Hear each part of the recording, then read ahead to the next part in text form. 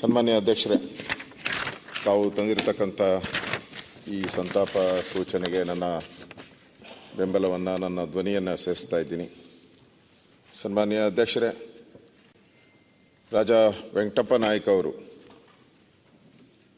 ನಿಧನ ಹೊಂದಿರತಕ್ಕಂಥ ಸುದ್ದಿ ನಮಗೆಲ್ಲ ಒಂದು ರೀತಿ ಆಘಾತ ಆಗಿದೆ. ಯಾಕೆಂದರೆ ನೆನ್ನೆ ಮೊನ್ನೆ ನಮ್ಮ ಜೊತೆ ಇದ್ದಂಥವ್ರು. ಇದೇ ಸದನದಲ್ಲಿ ಚುನಾವಣಾ ಆಯೋಗ ಚುನಾವಣೆ ಅವ್ರಿಗೆ 5 ವರ್ಷ ಗ್ಯಾರಂಟಿ ಕೊಟ್ಟಿದೆ, 5 ವರ್ಷ ಅವರು ಸದಸ್ಯರಾಗಿರುವಂಥದ್ದು. ಆದರೆ ವಿಧಿ ನಿಯಮದಲ್ಲಿ ಅವರಿಗೆ ಅವಕಾಶ ಸಿಗಲಿಲ್ಲ.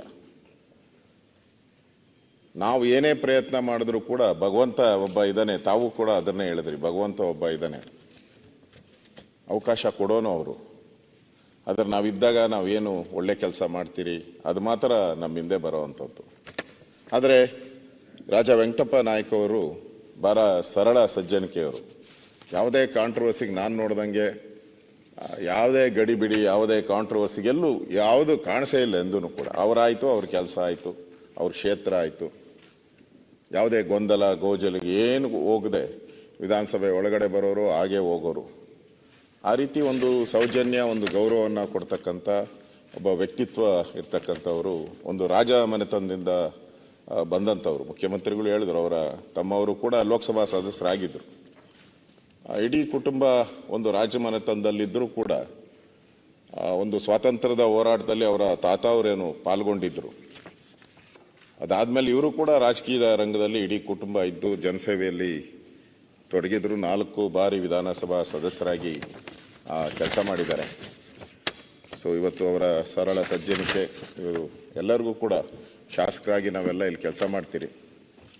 ನಮ್ಮದೇನು 5 ವರ್ಷ ಗ್ಯಾರಂಟಿ ಅಂತ ನಾವು ತಿಳ್ಕೊಂಡಿರ್ತೀರಿ, ಅದು ಇರಲ್ಲ.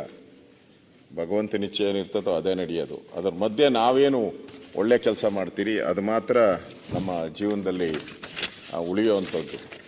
ಅದರಿಂದ ಇವತ್ತು ರಾಜ ವೆಂಕಟಪ್ಪ ನಾಯಕ್ ಅವರು ನಮ್ಮ ಮಧ್ಯೆ ಇಲ್ಲ.